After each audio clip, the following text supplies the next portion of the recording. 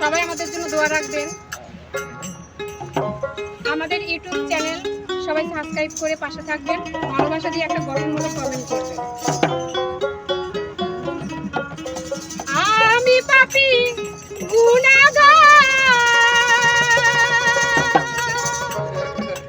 হে পাক পরোয়ার,